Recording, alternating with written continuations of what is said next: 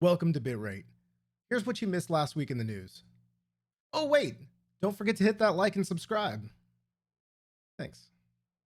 We've got a lot of gaming news this week, guys. Yeah. Let's talk about some of this because there's a lot of stuff on the table right now. First of all, Rockstar has rolled back a recent update to Red Dead 2, which basically killed the game. That update that they had, it removed NPCs, animals, caused player horses to run erratic, among a bunch of other things. Just basically destabilized the game. Content creators basically had a field day over on Reddit. So if you guys haven't checked out that Reddit page for that, do that. It's hilarious.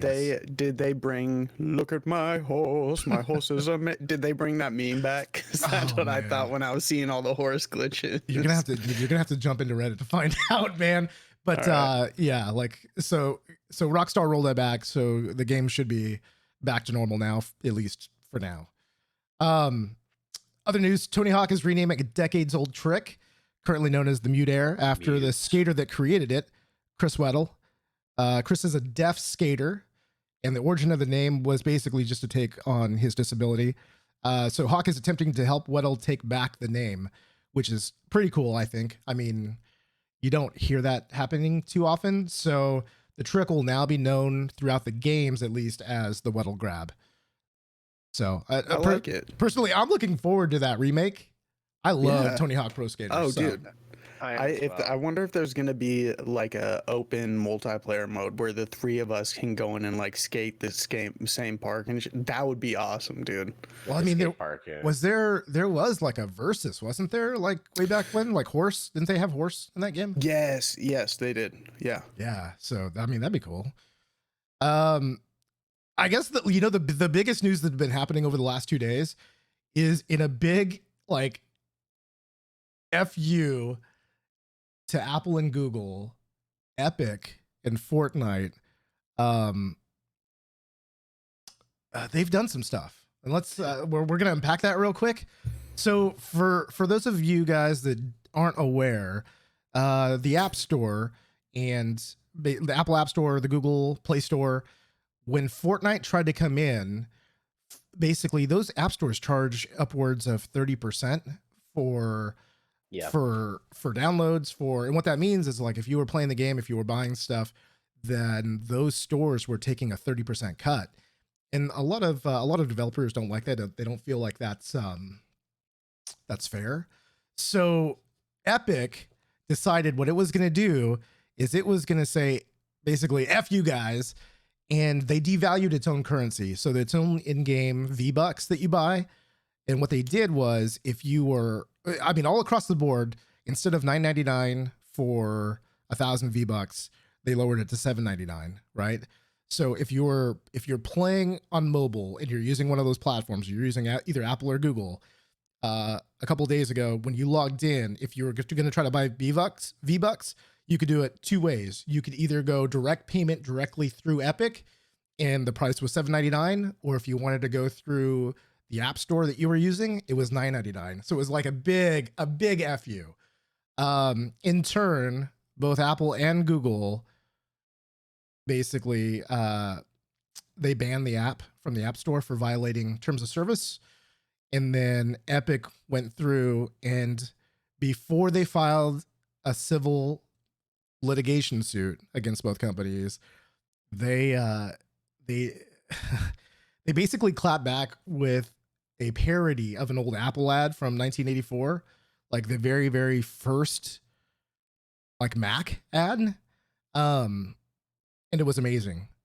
I mean, it's amazing. You have to, like, this has got big implications for both Apple and Google, as well as Epic, only because there's a lot of antitrust stuff going on with Apple and Google right now. So now was the time to hit back at that. And for those of you that don't know, a 40% stakeholder in Epic is also the parent company that owns like WeChat and TikTok and all the stuff that's kind of like in the news right now for being banned from the US. So this has got big implications. Is it Tencent? Is that Tencent? I think it is a different company. I think Tencent? it is Tencent. Yeah. Okay. Yeah. China based. Well, and it's not like we're talking about just a little bit of money here. I mean, Fortnite says, or Epic says they've processed 1.6 billion with a B dollars in direct payments. I mean, it's not like it's not like it's a couple bucks here and there. That's a big hit to both Apple and Google.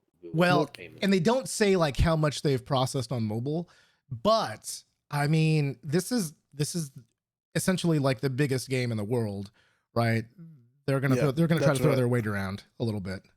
And they absolutely can. You know what I mean? And and that's the thing. That's why this was so strategic to do it at a time where Google and Apple are facing scrutiny in DC already. You know, the thing that surprised me, I was reminded of how big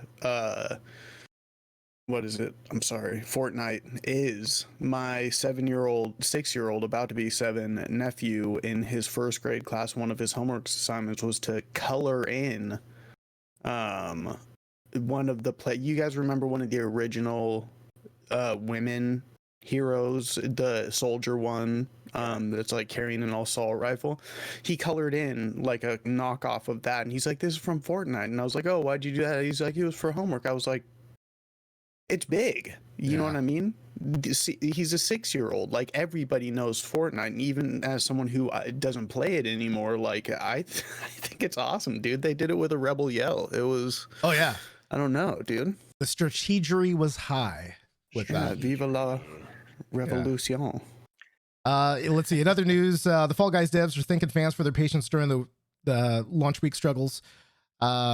Basically, the Fall Guys launch was fraught with server overload and instability. So as a thank you for putting up, the company gave all players that logged into the game before midnight, August 13th, basically 5,000 kudos, the in-game currency, and also a special cactus skin. So if you haven't logged in since then, do that and spend the kudos. Which I think is broken, by the way. Yeah. Wait, what? The kudos system? No, the cactus skin. Remember, me and Joey. Oh yeah, I don't think so. But I'll stick with you on this one. I'm just I'm gonna believe what you think. But that game it was worth the server issues. I don't even care. That game is fun. And we're gonna get back into that one a little bit later too. So, and then I guess the biggest news: 2 of our favorite streamers are back. Are back online. Shroud came back to Twitch with a massive 516,000 viewers this past week. 516,000 concurrent viewers. But I think the talk of the town has been Dr. Disrespect, who returned to the live streaming world via YouTube, who hit 510,000 concurrent viewers on the day that he streamed. But his starting soon screen or whatever it was, that had millions of people viewing it at any time before he started. So crazy. Now, Jared, I know you watched Doc's first stream back. What can you tell us about the epicness that unfolded that first stream back? His starting soon screen was 3 hours long. Let's just start with that one. Like, he totally got everybody. And the day before, he basically just played his album that he's been making. Like, I think, Chris, you were saying, like, oh, Doc's back. Oh, wait a minute. It's just a picture, music video, an artist, music video, or the artist picture of like a gas station and just music playing. So, in true Doc form, he played it up as much as he possibly can. When he went live, it was like watching a movie. It wasn't like, hey, Rummus is 714 or Shiesty Chris or Shabadoo we're live, like, wasn't a standard starting screen. It was a full-blown 10-minute movie production with his different cutscenes. Like, it gave Doc fans everything that they wanted and more in his comeback to streaming. Once it's consistent. He said he was going to do that. Yeah, he blew the roof off. The big conversation was how many viewers was Doc going to have on his return, and was it going to be under or over 1 million? Well, it turned out about 510, right? But when he started streaming, like, it was still the same streaming setup. There was nothing kind of crazy about it. I know 510 average. 510 average. That's right. I know he's Means that at some there could have been millions overall. yeah. I think there's going to be he's wearing a new headset that he said he can't talk about yet. He's using a new microphone that he says he can't talk about yet, but it's there. The hallmarks of a true doc stream are there. He did go on to address the issue with Twitch, and he says that he still currently doesn't know why he was banned, and that he's letting the lawyers take care of it, whatever that means. So Good for him. I hope if he deserves it, that he gets I hope he gets what he deserves in either sense, you know what I mean? yeah.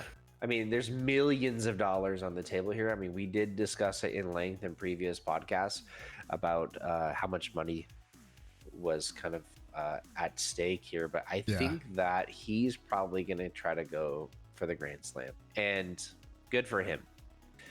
He did during the first 10 minutes of his after when he started actually talking with people about the Twitch thing and everything like that, he had a hard time with the YouTube interface.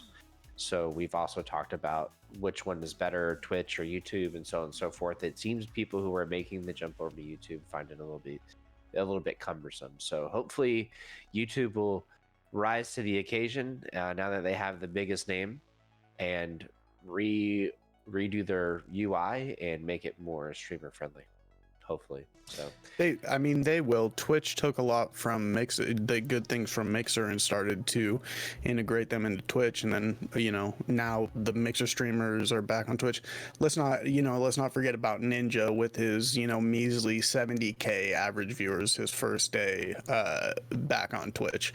So yeah, I mean, if measly. I don't at least exactly. Well, comparatively, Sure. It is. I don't think in any time in the near future, and I don't have a ballpark as to what near is, I don't think YouTube's going to be real competition for Twitch, but there is definitely, if they keep up being competitive, there could be a big rivalry going on in the future. You know what I mean? As to where people choose to go. You know what I mean? And I think that's basically what it is the audience size and the streamer interface. Well, is what gets it. Competition is super healthy, especially in this market, right? You need somebody to push you. It's what this country is founded on, dude. Yep, exactly. Capitalism for the win. So yep. Speaking of capitalism, let's talk about some games.